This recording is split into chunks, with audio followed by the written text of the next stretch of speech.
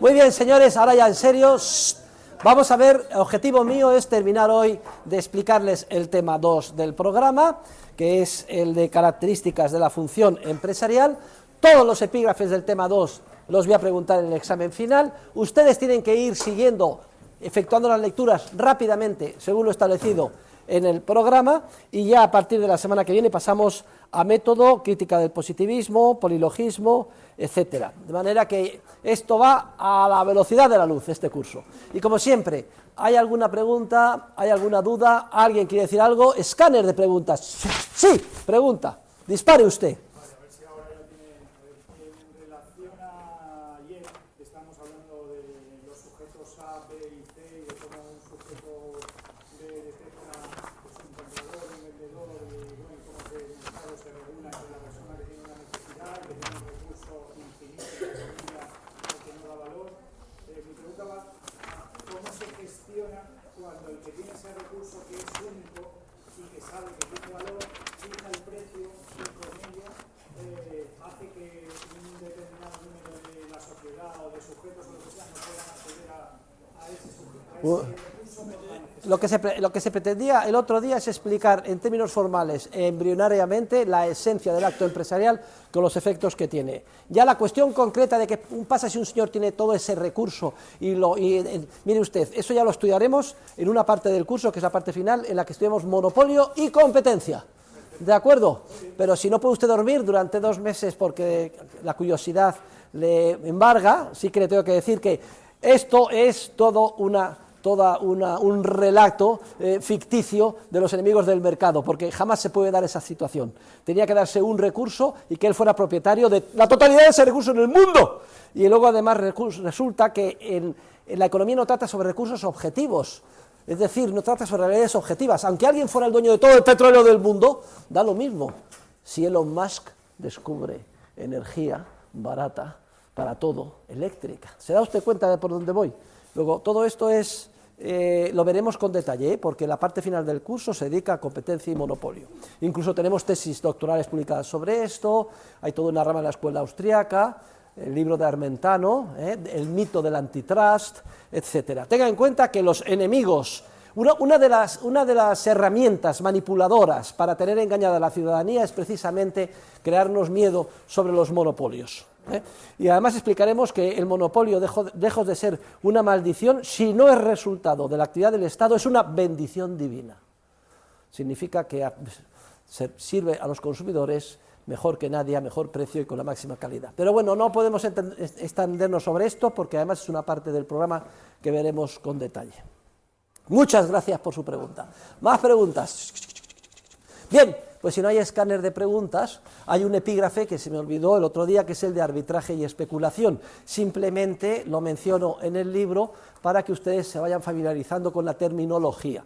Generalmente se dice que arbitraje y especulación son casos típicos del acto empresarial. El arbitraje en el presente, es decir, en el momento presente, que es aquel en el que se supone que las circunstancias más importantes no han variado, descubro una oportunidad de ganancia, compro barato y vendo caro. Y especulación, decíamos que viene del latín specula, esas atalayas donde se subían los soldados de las legiones para ver a lo lejos lo que iba a venir. Se dice que la especulación es el ejercicio de la función empresarial entre 2 momentos distintos del tiempo. ¿Qué tiempo? El tiempo praxeológico o experimental.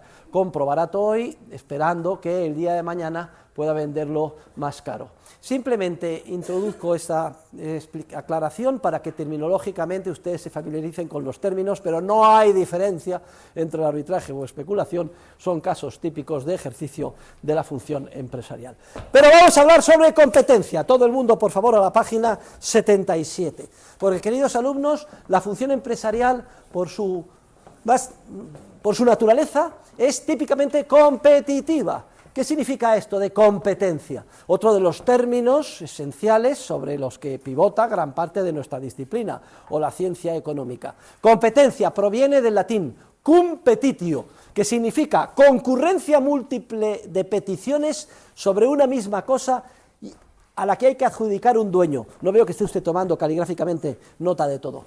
Cum petitio, competencia múltiple de peticiones sobre una misma cosa a la que hay que adjudicar un dueño. ¿Y en qué sentido la función empresarial es eminentemente competitiva? Esto es esencial, ¿eh? Les estoy diciendo que todo acto empresarial, toda acción humana, que es nuestra manifestación más íntima como seres humanos, siempre es competitiva, siempre estamos en competencia. La tan criticada competencia, los enemigos del mercado que hablan de la ley de la selva, etcétera, están atacando nuestra naturaleza porque es inseparable de la acción humana el ser competitiva. ¿Y en qué sentido toda acción humana, todo acto empresarial es competitivo? En el siguiente sentido, muy fácil de entender. Ustedes lo han leído en el libro, a lo mejor no lo entendían, no miren para atrás, no me distraigan. En el sentido siguiente, en el sentido de que una vez descubierta o creada una oportunidad de ganancia, es decir, un fin al que damos valor, y puestos manos a la obra para emprender las diferentes etapas que tenemos que superar para alcanzar ese fin, cada una de ellas dando entrada a diferentes medios que tienen utilidad, una vez que culminamos con éxito nuestra acción y por tanto nos apropiamos de ese fin, se supone que obteniendo beneficio, porque el valor subjetivo que damos al fin es superior al valor de los fines a los que hemos renunciado, que es el concepto de coste de oportunidad que dijimos el otro día. Una vez que el fin que hemos descubierto o creado, albricias, ahí está, merece la pena, nos aprovechamos de él, ese fin desaparece del universo praxeológico y ya no está disponible para otros seres humanos. Luego, toda acción humana en ese sentido es una acción en la que los seres humanos a lo largo del proceso competitivo rivalizan unos con otros por alcanzar el tan ansiado fin. Y decíamos que el acto empresarial consiste en descubrir oportunidades de ganancia y que cada oportunidad de ganancia surge o encarna un desajuste o descoordinación previa. ¿Lo recuerdan? Que lo veíamos ayer, precisamente lo que ha preguntado usted hoy. Todo desajuste o descoordinación, que además, por lógica, es lo más obvio que podemos esperar en el mercado. Si somos 8.000 millones de seres humanos creativos, cada uno de su padre y de su madre, persiguiendo fines distintos, habrá infinitos desajustes y descoordinaciones. Menudo lío, ¿cómo se va a organizar esto? Que venga Papá Estado, ya dijo Carlos Marx que la anarquía del mercado. No, porque hemos demostrado que cada descoordinación o desajuste queda ahí, latente, en forma de oportunidad de ganancia, para ser descubierta, ¿por quién? Por los propios, cualquiera de los propios, o conjunto de los propios 8.000 millones de seres humanos que generan los desajustes, porque el desajuste ahí está, encarna el beneficio, compro barato, vendo caro, y una vez que yo lo he descubierto y me aprovecho de esa oportunidad de beneficio, esa oportunidad de beneficio queda eliminada, ya no cabe que esa misma oportunidad de beneficio, con todas sus circunstancias particulares de tiempo y lugar, sea descubierta y apropiada por otro ser humano. Luego está claro que las oportunidades de beneficio están ahí, nosotros estamos buscándolas, nos aprovechamos de ella y entonces quedan eliminadas. Y esto es un proceso dinámico de rivalidad en el que participamos, bien de forma consciente o inconsciente, todos los seres humanos. Y que el proceso es eminentemente competitivo e inseparable del proceso su carácter competitivo.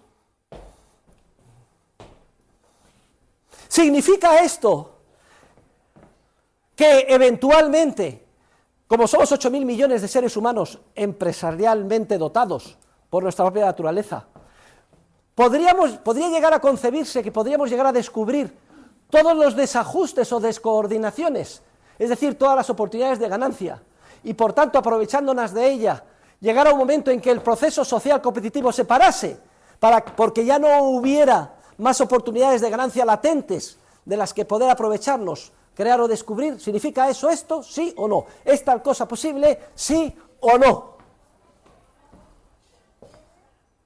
En el libro doy la contestación. ¿Están ustedes ahí? ¿Será así?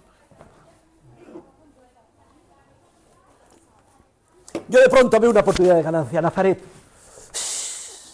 Me pongo como una moto cada vez que la veo. Me encanta Nazaret.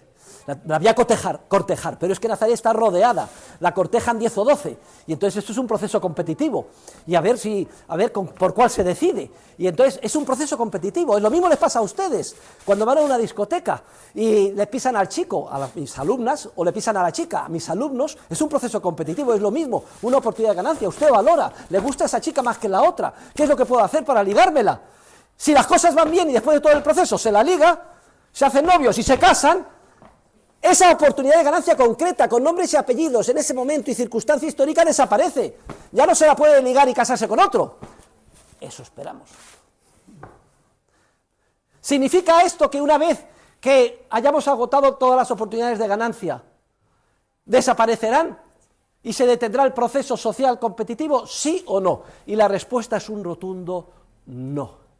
Porque el proceso no solo es coordinador. Cuando actuamos empresarialmente, compro barato, vendo caro, se recuerden los tres efectos esenciales del acto empresarial, sin los cuales no se puede entender nada en economía. Se produce un efecto de creación de información, un efecto de comunicación, son ustedes de comunicación audiovisual, transmisión o comunicación, y un efecto de coordinación o ajuste. Sin duda alguna, el acto empresarial coordina, pero tiene otro efecto. La otra cara de la moneda es que el acto empresarial presupone creación de información, nueva información que antes no teníamos, que nos pasaba desapercibida, que no había sido descubierta o creada, porque desde la perspectiva empresarial y de la ciencia económica, crear y descubrir son sinónimos. Claro que esa oportunidad de ganancia la aprovecho y se coordina el comportamiento, es decir, el que dilapidaba el recurso, usted ya no lo dilapida y ella que estaba frustrada por falta de recurso ya puede emprender su acción. Sin duda alguna, esa oportunidad de ganancia ha desaparecido, ya no hay otros que puedan aprovecharse de ella, pero como resultado del acto de creatividad empresarial, mi bombilla que se me enciende descubriendo la oportunidad de ganancia, y no solo eso, cómo disciplinan su comportamiento y cambian su vida y el mundo que les rodea y su comprensión del mundo, las personas implicadas. El que antes tiraba el recurso ahora lo valora. Recuerden, la mierda que usted tira es lo que a nosotros nos da de comer. Muchas gracias. En el camión de basura en Stanford, que les decía la clase de ayer. Cambia la información mía, del empresario que ha descubierto la oportunidad de ganancia, y de las personas implicadas. Y al cambiar la información surgen ulteriores desajustes que quedan ahí latentes para ser descubiertos por los empresarios del futuro. Anda, se me enciende la bombilla empresarial y se me ocurre, ¿qué es esto de hacer un mainframe? IBM, International Business Machines, ustedes son muy jóvenes, pero dominaba el mercado de ordenadores en los 50, los 60, los 70, filosofía, la estatista, una gran máquina inmensa, jerárquica. Y vienen unos pobrecillos que tienen una idea y llaman a la puerta de IBM, miren, nosotros hemos pensado que en vez de una máquina gigante, cada vez más grande, más grande, más grande, ¿por qué no hacemos un ordenador pequeñito personal? Y en IBM, ¡pah! Dos gilipollas, patada en el culo, que echen a estos. Se van los pobrecillos, hasta que les reciben en Stanford, y en un garaje hacen el primer ordenador personal. Y como consecuencia de esto, en ese proceso competitivo, dan antes que nadie, descubren una oportunidad de ganancia y coordinan, cambian nuestras vidas. Pero, aunque hayan coordinado un desajuste previamente existente, resulta que ahora surge un universo nuevo, porque esos ordenadores, ¿cómo se fabrican? ¿Qué lenguaje informático van a utilizar? ¿Qué sistema operativo van a hacer? Y entonces surgen múltiples nuevas oportunidades de desajuste en relación con la operatividad de los mismos, la programación, el sistema operativo, etcétera, que a su vez son coordinados por el ejército de empresarios que somos todos, pero que en el proceso de coordinación, la otra cara es que crea nueva información al coordinar, que genera ulteriores desajustes y así en un proceso social que jamás se detiene ni agota, y que yo he calificado de Big Bang social empresarial, una expansión sin límite del conocimiento y la creatividad que generan los seres humanos empresarialmente. Y ese proceso de expansión sin límite es dinámico y competitivo y constituye, frente al tan manoseado modelo de equilibrio que utilizan mis colegas para matematizarlo todo, constituye o debe de constituir la esencia sobre la que debe de pivotar toda la construcción de nuestra disciplina. No sobre el modelo de equilibrio, sino sobre el modelo dinámico de Big Bang social empresarial. Y de acuerdo, me caso con ella, pero tenía otros 3 novios que se quedan hundidos, porque es que vale tanto, y uno está a punto incluso de suicidarse, y el otro, bueno, pero el tiempo lo cura todo, y transcurrido un mes, pues resulta que hay otras chicas, y aunque todas se casen, pues es que están continuamente naciendo mujeres, el proceso social jamás se detiene ni agota. Luego, por tanto, aquellos que se consideren hundidos porque no han podido competir conmigo, pues, hombre, no se desesperen, ya verán ustedes que no, como dijo el general Franco, al que no me gusta citar, un fascista, ¿no?, un dictador, le dice: excelencia, un tío muy mayor, tengo una mala noticia. ¿Cuál? Pues que acaba de salir, ¡pum!, por los aires volando nuestro presidente del gobierno que nombró usted, el almirante Carrero Blanco. El tío pensó, dice: no hay mal que por bien no venga. Un acto de creatividad empresarial. Vale, mire cómo se ríe el bueno de César. ¿Conocían la anécdota o no? Todo el mundo se quedó desconcertado. Bueno, pues a partir de ahí ya vino la democracia a España, etcétera.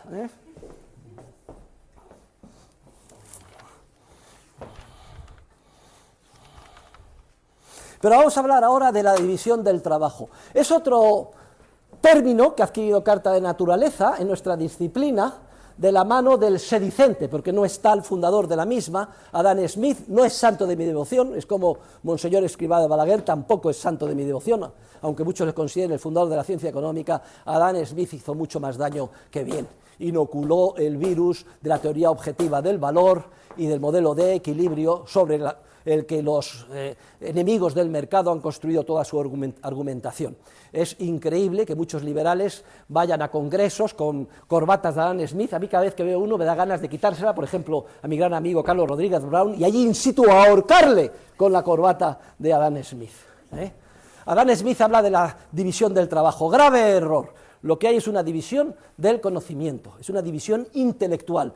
Mises, a partir del año 1920, en su análisis sobre la imposibilidad del socialismo, porque es imposible el cálculo económico, hemos comentado algo en la clase anterior, ya se refiere, dando un paso hacia la subjetividad y hacia la modernidad del enfoque revolucionario de la escuela austríaca, que es con el que ustedes están entrando en contacto, se refiere a la división intelectual del trabajo, por lo menos pone intelectual, aunque habría que quitar el trabajo. Pero vamos a hacer esta pregunta.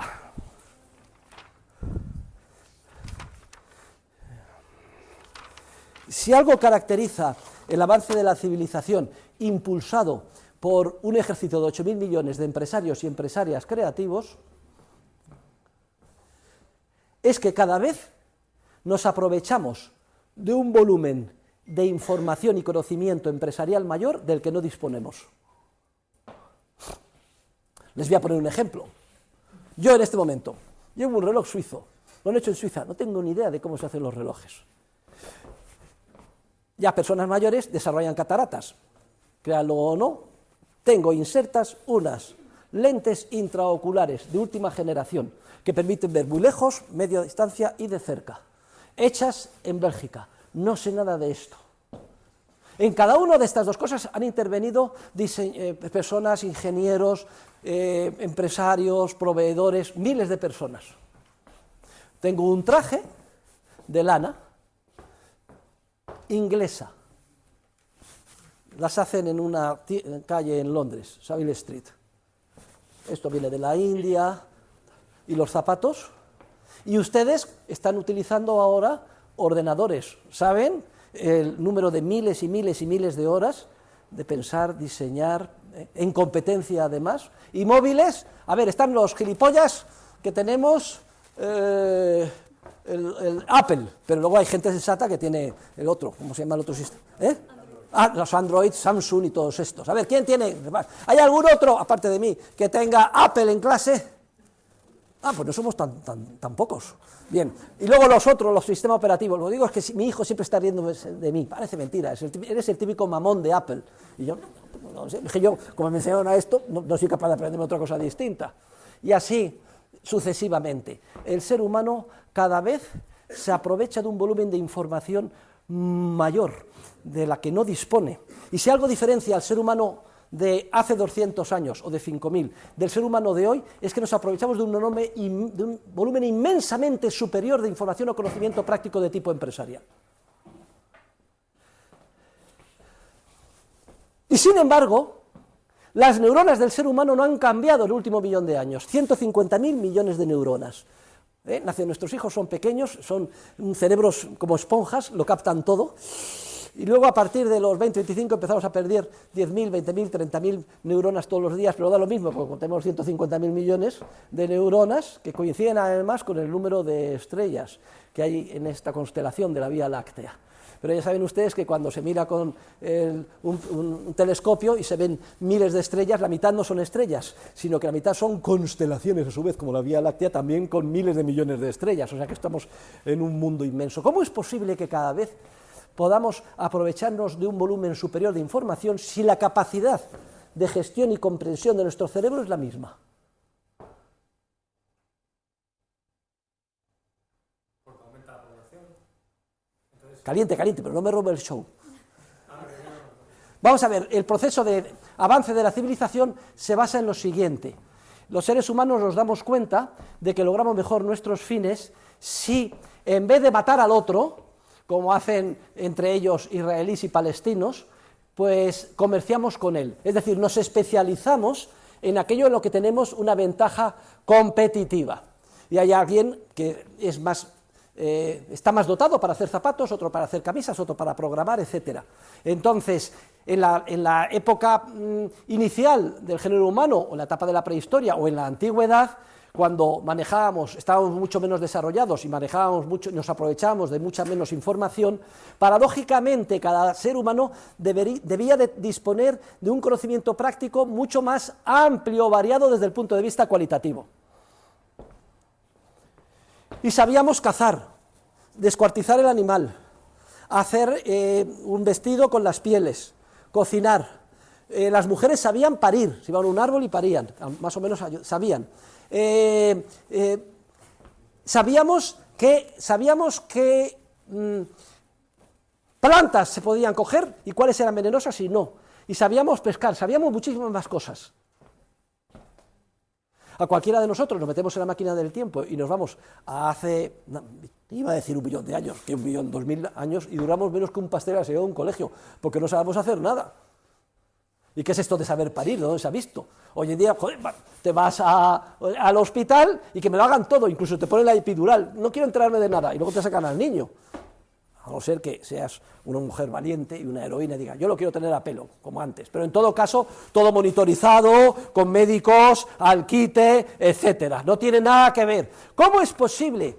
Pues que el proceso de avance de la civilización se basa en que cada vez nos especializamos en una parcela más estrecha del conocimiento, en el que adquirimos una capacitación y una ventaja competitiva inmensa.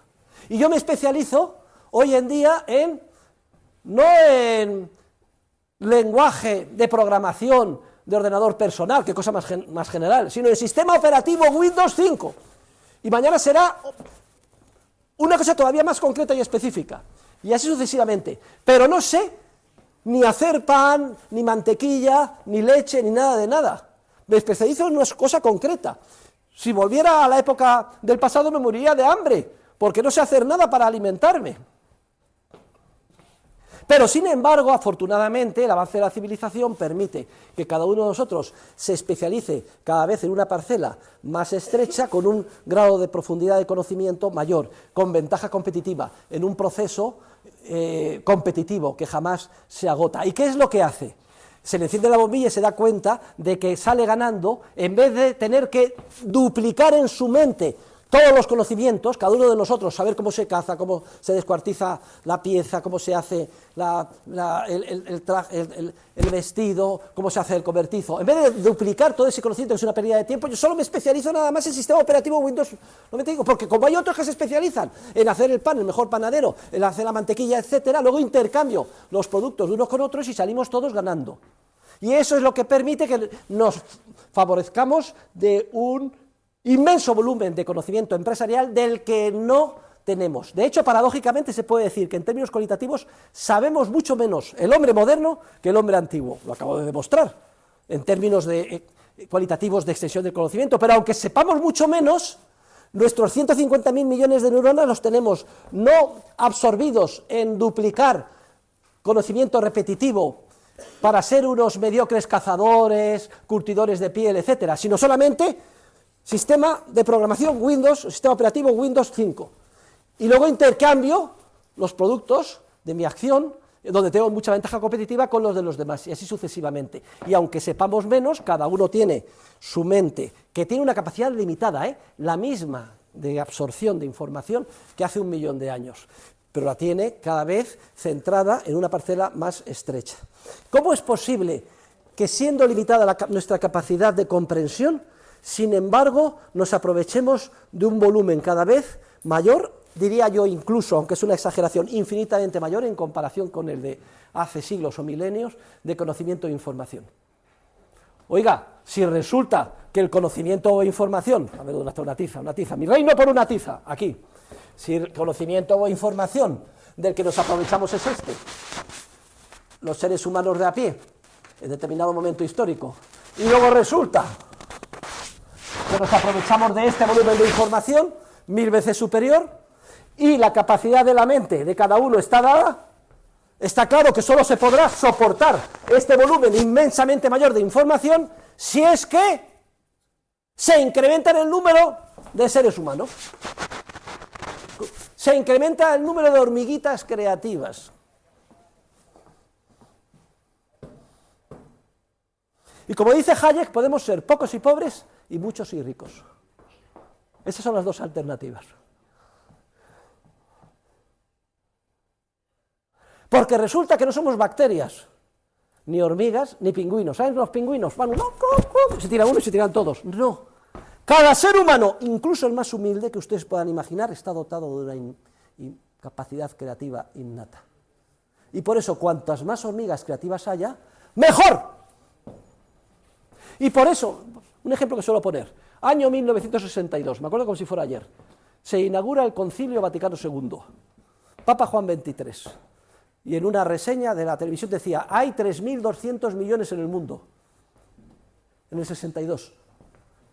No crean que se hace mucho, no hace todavía ni 100 años. ¿Cuántos somos ahora? Más de 8.000. Pero es que esos 3.200 millones que había en el mundo, hace 60 años, vivían mucho peor que nosotros. Soportaban muchísima menos información y disfrutaban de un nivel de vida muchísimo más bajo que nosotros. Y hoy somos 8.000 millones inmensamente más ricos. Y han salido de la pobreza 70 millones de personas al año, según la ONU, en los últimos 20 años, cada año. ¿Saben ustedes lo que significa esto? 70 millones al año. En 20 años, ¿cuántas personas salen de la pobreza? 1.400 millones. Jamás en la historia de la humanidad se había producido tal cosa. ¿Gracias a qué?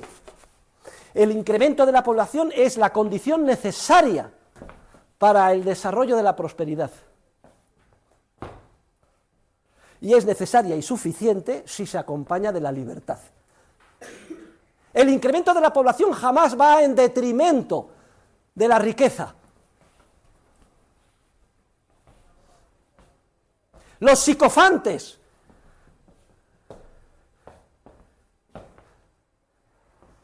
que dramatizan el futuro, me da lo mismo, Club de Roma, calentamiento global, ¿qué es lo que dicen? Ellos conciben la economía en términos físicos, estáticos, piensan que esto es un pastel a repartir, y que como es un pastel a repartir, cuanta más gente haya para repartir, más pobreza.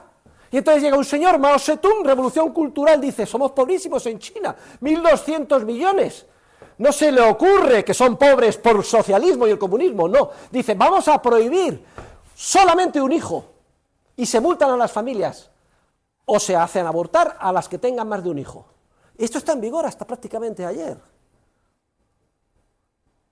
Pero resulta, queridos alumnos, que, repito, no somos bacterias, no somos ratones, no somos pingüinos, somos seres humanos creativos, y por tanto, cuantos más miles de millones seamos, en un entorno de libertad de empresa y de respeto a la propiedad privada, más expansión de la civilización y de la riqueza se genera en el mundo. Aquí hay un caso histórico muy curioso, lo pueden ver ustedes en internet, fue la apuesta que hizo Julian Simon, amigo mío, que en paz descanse, profesor de economía, autor del libro titulado The Ultimate Resource, con Ehrlich, que era uno de los agoreros del futuro trágico de la humanidad si seguía creciendo. Y le dijo Simon, te equivocas radicalmente, porque el recurso humano es el de más valor, el ser humano creativo. Y te hago una apuesta, que de aquí a 20 años, tú dices que ha desaparecido el petróleo, que no va a haber casi, a este ritmo, no va a quedar casi cobre, ni carbón, ni hierro, y que se va a derrumbar la civilización, y que por tanto tenemos que extender a todo el mundo lo que está haciendo China y prohibir que la población crezca. ¿Crees esto? Pues te hago una apuesta, de aquí a 20 años te voy a demostrar que las existencias de todo eso que dices se han duplicado y que los precios son la mitad. Y el otro tan contento entró al trapo. ¿Saben ustedes quién ganó la apuesta? Pero además por goleada, Julian Simon. Ninguno de esos recursos desapareció, sino que se multiplicaron. Cójanse la hemeroteca de la prensa, iba a decir de Nueva York, pero también de Madrid, año 1890 a 1900. Hay un problema gravísimo, dice, se va a detener la civilización. Y además lo argumentan muy bien. ¿Saben ustedes cuál es el problema? Y hay unas fotos, pero bueno, realmente dramáticas, de Nueva York, de sus calles, etc. El gran problema que va a detener la civilización son, agárrate estos machos, excrementos de caballo. Clarísimamente, una población de 1 millón de habitantes, todos a caballo, es que no se sabe usted, y eso, ellos lo que hacen es proyectar su información pasada sobre el crecimiento futuro, y dice, es que nos vamos a quedar hasta aquí de mierda de caballo, no se va a poder recoger, se va a detener el desarrollo económico. Papá Estado, por favor, defiéndenos de todas las desgracias habidas y por haber. Me da lo mismo que sean excrementos de caballo, que calentamiento global, o que los agoreros del Club de Roma. Y los manipulados aterrorizados, tienen razón, es obvio, claro, se ve, no podemos. Hay que poner un límite al crecimiento, hay que poner un límite al desarrollo económico, papá Estado tiene que regular, hay que sacrificar los caballos, etcétera.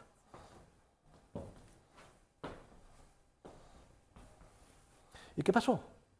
Afortunadamente entonces no había Estado que interviniera tanto. No se hizo nada, laissez passer le moment de lui-même. No se hizo nada. Y la genialidad creativa, un señor descubrió en 1908 el motor de explosión. Al carajo los caballos, todos los problemas solucionados. Y pasamos de 1.000 millones a 3.200, y 3.200 a 8.000 millones. Y si ustedes viajan en avión, queridos alumnos, verán, y son curiosos como yo, y no tienen vértigo, y miran el suelo, que prácticamente está vacío todo. De vez en cuando hay alguna ciudad. 8.000 millones, si el papá Estado deja de intervenirnos y la fuerza de la creatividad especial sigue, podemos ser no 8.000, 80.000 millones de seres humanos, pero muchísimo más ricos, prósperos, que lo que somos nosotros ahora. Ni siquiera podemos imaginar esa prosperidad. 80.000 millones, 800.000 millones, o como dice la nota a pie de página, demostrado por el físico Tipler, se puede incrementar con base en la Tierra 100.000 millones de veces nuestra prosperidad en un entorno de libertad de empresa y respeto a la propiedad privada. Y si ya es utilizando, pues eso de ustedes es un trekkie. ¿Sabe lo que es eso del trekkie? ¿Alguien ha visto Star Trek? Pues yo soy un gran aficionado desde pequeño, yo veía pequeño el Star Trek, James Kirk, están todos viejos y se han muerto, luego Jean-Luc Picard, luego ya viene el mundo posmoderno, con la Janeway, la capitana, y ahora ya estamos en el LGTBI HIJK QR2. Bien, pero da lo mismo. Dice Tipler, con soporte en el universo, la capacidad de expansión de la humanidad es ilimitada. Si solo en la Tierra, imagínense ustedes, todos los océanos, todo con colonias, podríamos ser 100.000 millones de seres humanos, sin ningún problema, ni de medio ambiente ni de nada, porque les repito, la economía no trata sobre realidades del mundo exterior, no trata sobre limitación de toneladas de petróleo, o de excrementos de caballo, o de CO2, etcétera, no trata sobre esto, la economía trata sobre realidades espirituales, sobre ideas que los seres humanos son capaces de crear de la nada, y basta con que un ser humano descubra un motor de explosión, o inyectores para un motor de explosión, el triple de eficientes para que ello equivalga ipso facto a que se hubieran descubierto las reservas de petróleo y se hubieran multiplicado por 3. Eso en un entorno de motor de explosión. Pero ¿para qué estoy hablando de un motor de motor de explosión? Es que no hay nada más perjudicial que todas las medidas que se están tomando de calentamiento global. ¿Por qué papá Estado opta por los coches eléctricos? ¿Pero a quién se le ha ocurrido tal barbaridad? Está bloqueando la creatividad empresarial en una parcela concreta. Es que se pueden descubrir, y ya se ha hecho en muchas ocasiones en el futuro, motores de explosión que produzcan la mitad, la tercera o la décima parte de CO2. Pero toda esa parcela ha quedado eliminada, porque la electricidad, pero ¿saben ustedes lo que contaminan los coches eléctricos? ¿Saben ustedes lo que contamina el litio? ¿Saben ustedes lo que se destroza el medio ambiente en las minas de litio? pero siempre vienen los ingenieros sociales de Bruselas, del ministerio de turno, o peor de lo peor, las universidades de la Ivy League de Estados Unidos, la arrogancia cientificista más asquerosa. Se lo digo para que no cometa el error de irse a hacer el grado a Estados Unidos. Y entonces ellos saben mucho, son muy listos, la ciencia es medida, y esto ya se filtra en los políticos, y los políticos están a sueldo para crear crisis y aparecer como salvadores de la patria y conseguir así nuestro apoyo. Es decir, qué bien, podemos dormir tranquilos, porque papá Estado detecta todos los problemas, lleva la agenda de lo que hay que hacer, es bueno y consigue todos los objetivos. Y además no importa, porque el coste no lo pagan los ricos. Pero los ricos, se lo digo yo a ustedes, somos muy pocos. Y aunque todo lo que tenemos se repartiera entre la gente, no se conseguiría absolutamente nada. Piensen ustedes, el mayor millonario de España, dueño de Zara, don Amancio, fortuna de don Amancio Ortega, 60.000 millones de euros. ¡Hola! ¡Qué barbaridad! Vamos a suponer que son 80.000 millones de euros. Se le quita, se le expropia todo, y se reparte entre todos los habitantes del planeta. ¿Saben ustedes a cuánto tocan? Un billete de 10 euros, de los que yo rompí el otro día cada uno. Se toman un bocata y al carajo, pero en el interregno, al haberse cepillado los 80.000 de fortuna, se han cerrado miles de fábricas, se han puesto en la calle miles de trabajadores, volvemos a la época de las cavernas. No hay nada peor en contra de la civilización, del avance, del desarrollo y sobre todo de impulsar la riqueza de los más desfavorecidos que perseguir a los capitalistas y expropiarles su capital. Porque ese capital está invertido en forma de máquinas y equipo capital que incrementa la productividad enorme de los trabajadores, y a los trabajadores veremos que se le tiende a pagar siempre el valor de su productividad, que es su salario. Cuanto más capital acumulado,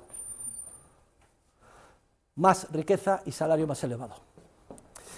Y por tanto el proceso de civilización se basa en un crecimiento continuo del número de seres humanos de la población en un entorno de libertad en el que los seres humanos se dan cuenta, además de que salen ganando, acumulando capital, es decir, ahorrando.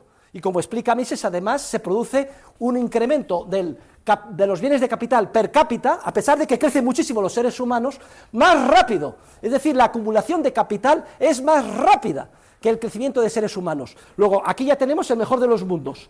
Nuevos seres humanos creativos, capaces de cambiar por sorpresa todo el avance de la civilización e impulsarlo, y además una acumulación de bienes de capital bien invertidos per cápita como consecuencia de que se acumula el capital a un ritmo incluso más rápido que el del aumento de la población. Luego ya saben, queridos alumnos, a tener hijos, y si no los quieren tener me da lo mismo, porque vendrán de fuera. Si los suizos no quieren tener hijos, pues da lo mismo, porque vendrán, me da lo mismo, de los países árabes, de Hispanoamérica, etcétera, que son una bendición de Dios. Nosotros hacemos unos 7 millones de inmigrantes en España, tienen una suerte, es que no hay mucho salto cultural, porque solo la quinta parte vienen del mundo islámico, musulmán, y las otras 4/5 partes, o 3/4, de Hispanoamérica. Y al fin y al cabo pues es emocionante, se viaja uno por Hispanoamérica y hablan español con algún acento, alguna cuestión, ¿no? Dices, coge a tu mujer, y se quedan escandalizados, porque allí tiene más sentido, ¿no? Bien, yo siempre digo, bien, alguna cuestión de matiz, vale, o como decía un argentino, fíjate esos españoles cómo hablan, que a la pollera la llaman falda, Bueno, oye, ¿qué pollera tienes más elegante?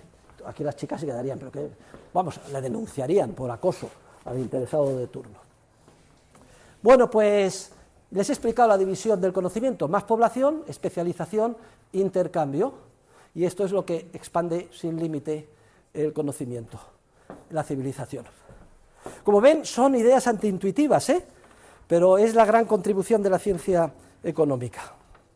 Y ahora ya voy a terminar con los 2 últimos epígrafes de este tema. Yo lo que les ruego es que vuelvan a releerlo, porque a la luz de mis explicaciones van a entender muchísimas cosas, y vean las notas a pie de página. Ahí me gusta mucho cuando contesten las preguntas que me pongan alguna nota a pie de página, a ser posible en idioma extranjero, es decir, de las que pongo en latín, en alemán, en francés, en italiano, o sobre todo en inglés, porque demuestra que hay pues, un nivel de detalle y un grado de erudición que para chicos y chicas jóvenes de comunicación audiovisual, pues que demuestra pues, que han visto la luz. Usted no tiene ningún mérito porque estoy seguro que lo hace, pero ya sabe cómo hay que estudiar, y los alumnos del máster también. Creatividad versus maximización. Esta es una conclusión muy interesante. Mire, la ciencia económica, como disciplina, de manera general se ha construido a imagen y semejanza del mundo de la ciencia de la naturaleza, en el que la ciencia por antonomasia se considera que es la física.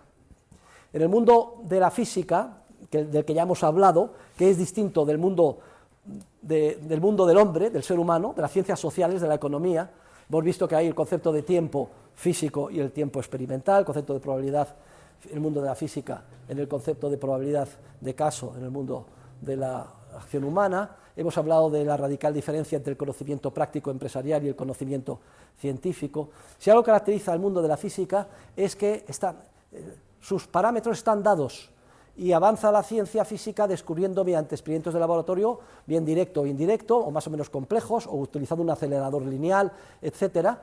Se tienen hipótesis geniales, como la teoría de la relatividad, la relativa, la absoluta de Einstein, y luego 30, 40, 50 años después se comprueba que sí funciona, etcétera.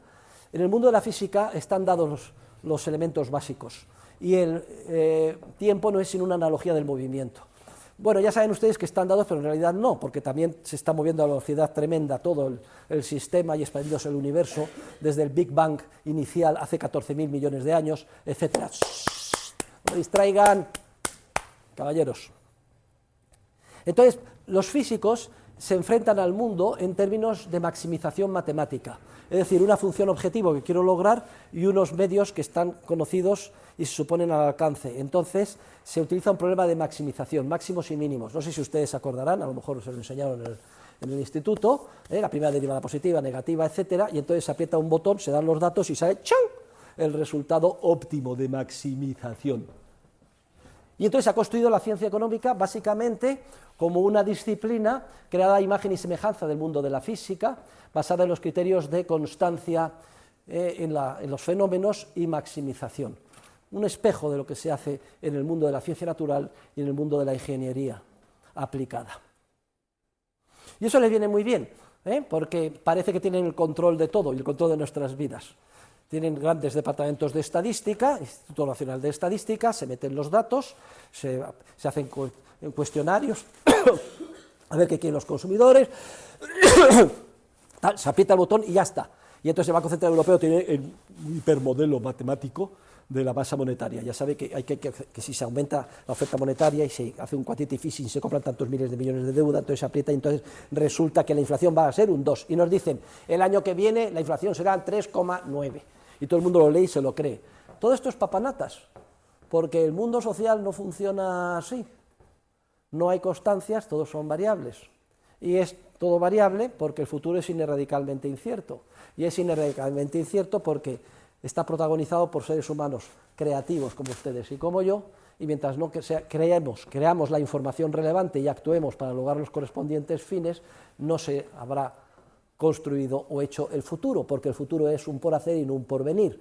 Por tanto, hay que reconstruir toda la ciencia económica, no en base a los postulados antiguos de la ingeniería social y la maximización propios del siglo XX, que además terminaron en los mayores genocidios, guerras mundiales y trastornos que cabe imaginar, sino reconstruir toda nuestra disciplina en términos de creatividad empresarial. Y a ese proyecto académico es al que yo he venido dedicando toda mi vida. No yo solo, ni me considero una persona especialmente inteligente ni original, sino que soy heredero de una tradición de rancia abolengo que tiene su origen en los escolásticos de nuestro siglo de oro y que es retomada, el testigo, a partir de Karl Menger en 1871, fundador de la escuela austríaca, y después las siguientes generaciones, la segunda, la tercera, hasta llegar a la cuarta, a la que yo pertenezco. Pero debemos estar muy orgullosos de que nosotros hayamos entrado en contacto con este enfoque, máxime si somos españoles, porque los orígenes se encuentran, repito, en esos grandes pensadores de nuestro siglo de oro español de la Universidad de Salamanca. Sobre esto también hablaremos in extenso, aunque en la conferencia que les di, ese folletito rojo que me resumieron, ya hablaba sobre eso. ¿Se acuerdan ustedes? ¿Sí o no? Sí. Veo aquí a alguna señorita diciendo, menudo lío me he metido. Miren, cuando yo a mi hijo pequeño, un hijo intermedio que tengo, Juan Diego, que se dedica, este es de los que quieren hacerse hipermillonario y forrarse, bueno, todo el mundo tiene sus defectos, y está con García Paramés en Cobas, ¿no? Entonces, cuando yo le llevé al colegio el primer día, le dije, papá, le dije, Juan Diego, ¿qué tal has pasado en el colegio el primer día? Me contestó, en menudo lío me he metido, papá. Pobrecillo, ¿no? El colegio. Bueno, pues tenía usted cara de mi hijo Juan Diego diciendo, en menudo lío me he metido con este profesor. Casi preferían ustedes que les pusiera 4 funciones, unas curvas y luego una cosa muy sencillita, apretar un botón y que saliera un óptimo y pensar que todo estaba controlado, etcétera. No lo hago, pero no porque no sea matemático, que lo soy de profesión, sino porque es incompatible con la disciplina que estamos estudiando y porque mi misión es enseñarles a ustedes la verdad científica, no lo erróneo. Luego, hay 2 enfoques, el de la creatividad frente al de la maximización. Y la ciencia económica surgió en un principio en torno a un tipo ideal, el Homo economicus. El Homo economicus era un ser humano desalmado que solo perseguía en su vida los fines crematísticos. Y los cultivadores de la escuela clásica, anglosajona, encabezados por Adam Smith y compañía, centraban toda su disciplina en el Homo economicus. Y no es hasta que extiende el enfoque de la escuela austriaca, sobre todo de la mano de von Mises, cuando se dan cuenta los austriacos que no, que el ser humano hay que estudiarlo como es de verdad, y que no perseguimos, la inmensa mayoría de nosotros, solamente los fines estrictamente crematísticos, también la amistad, el honor, el portarnos bien, o finalidades filantrópicas como la Madre Teresa de Calcuta influyen, y que por tanto hay que generalizar la ciencia económica, no a una ciencia del Homo economicus en un entorno estático maximizador, sino centrada en el ser humano, con todas sus virtudes y defectos y limitaciones, pero en todo caso dotado de una innata capacidad empresarial creativa en ese proceso competitivo de Big Bang social empresarial que jamás se detiene y agota, aunque tiende a estar tan coordinado como sea humanamente posible en cada circunstancia histórica. Recuerden, el acto empresarial coordina, pero también crea y distorsiona el mundo, generando nuevas oportunidades, y así sucesivamente. Creatividad versus maximización. Incluso hay una economista muy famoso, Lionel Robbins, escribió una obra, Lionel Robbins, bueno, Edwin Cannan, bueno, ¿para qué les voy a contar esto a ustedes? Porque lo sonará a chino. 2 socialistas ingleses crearon una institución educativa con el nombre de London School of Economics, con el objetivo de tratar de ver la alternativa al capitalismo despilfarrador. Para ellos su ideal era la Italia de Mussolini, el nazismo de Hitler y sobre todo el comunismo de Stalin, y crearon la London School of Economics. Pero las fundaciones siempre a veces son traicioneras, porque contrataron un catedrático que se llamaba Edwin Cannan, y este era liberal, que entendía un poco de lo que le estoy diciendo, y entonces tenía un chico muy joven, parecido a este señor, coño, que hace carrera en la London School of Economics, y que tenía una ventaja, que sabía alemán, y entonces le mandaron con 18 años al seminario de Mises. Y en el seminario de Mises, pues él tomó nota, pero no entendió del todo bien, y en su libro, este que les he citado, define la economía como la ciencia que estudia el uso de recursos escasos susceptibles de finalidades alternativas, sometido a restricciones de medios. Entonces hace una definición de la economía estrictamente estática en términos de maximización, y esto ha venido lastrando nuestra disciplina hasta hoy, cuando el mensaje de Mises era el mensaje de la expansión creativa y sin límite del conocimiento. Bueno, pues dicho esto, queridos alumnos, solo nos queda para terminar la clase definir qué es la sociedad.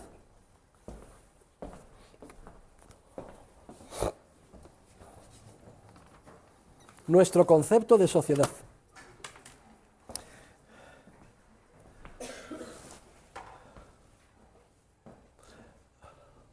Una advertencia previa: no caigamos en los errores de aquellos que nos manipulan y de también muchos científicos sociales,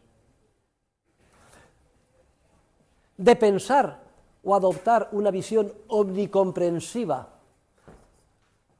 de conceptos como los de Estado, nación, etc. España, bueno, Francia e Inglaterra declaran la guerra a Alemania.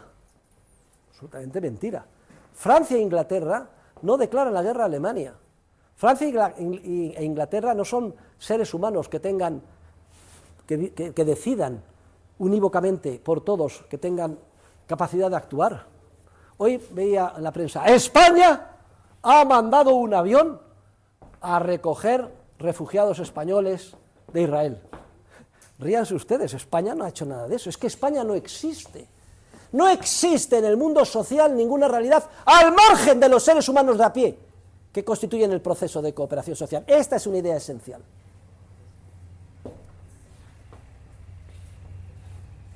Y no es que Alemania declare la guerra a Francia.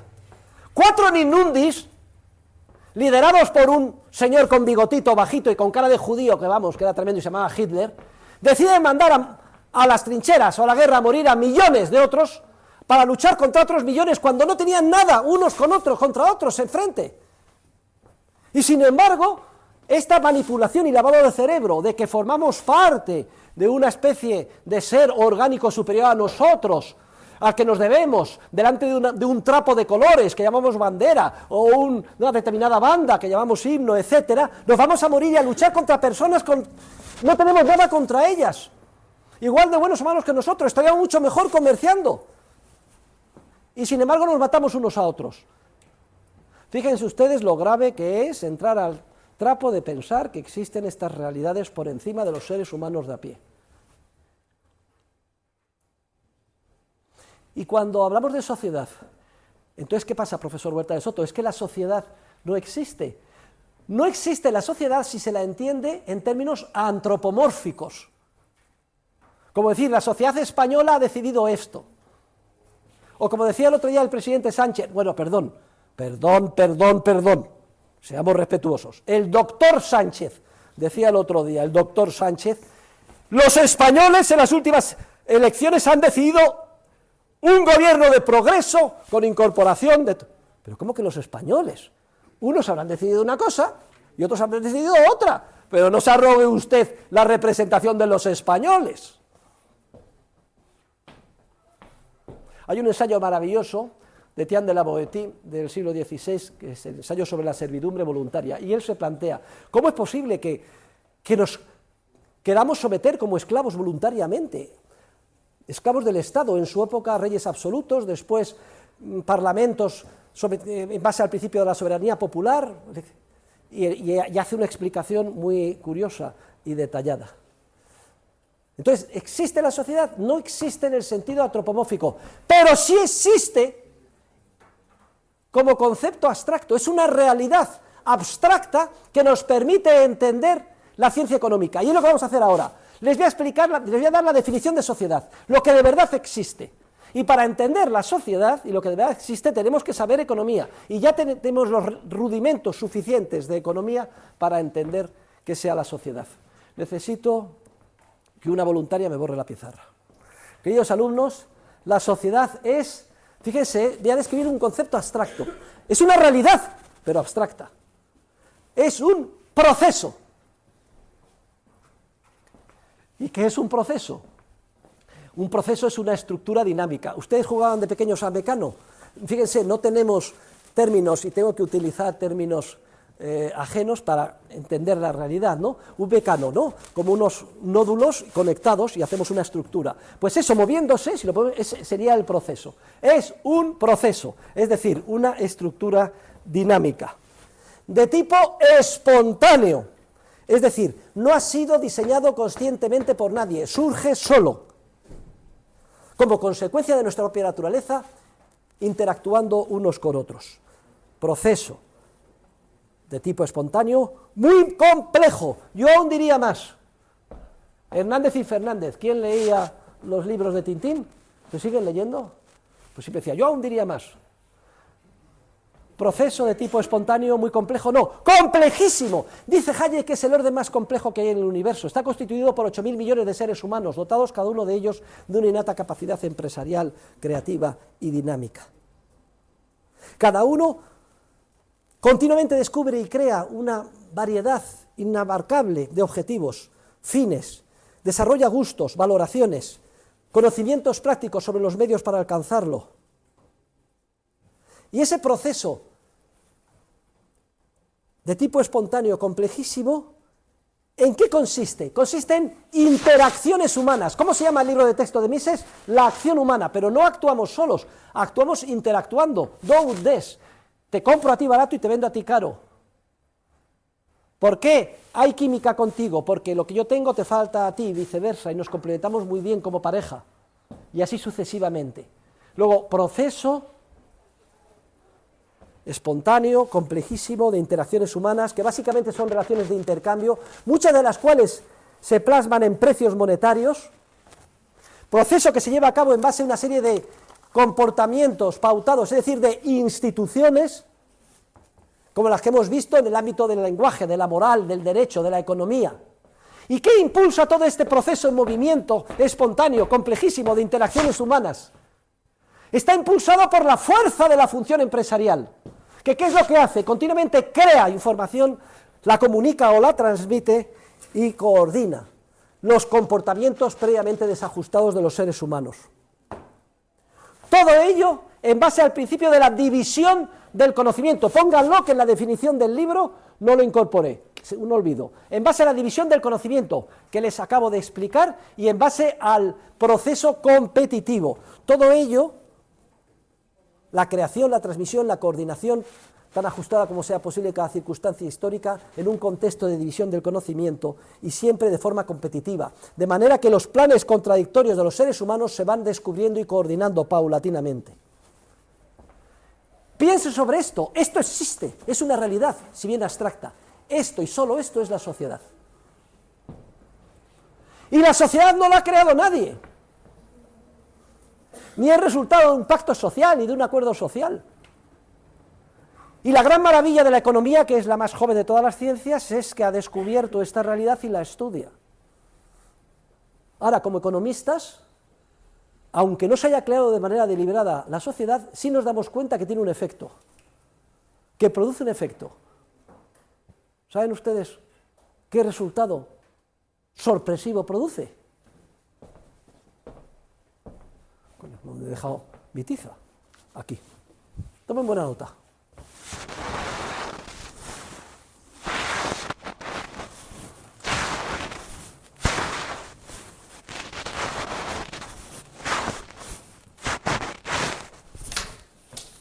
¡Hay que joderse!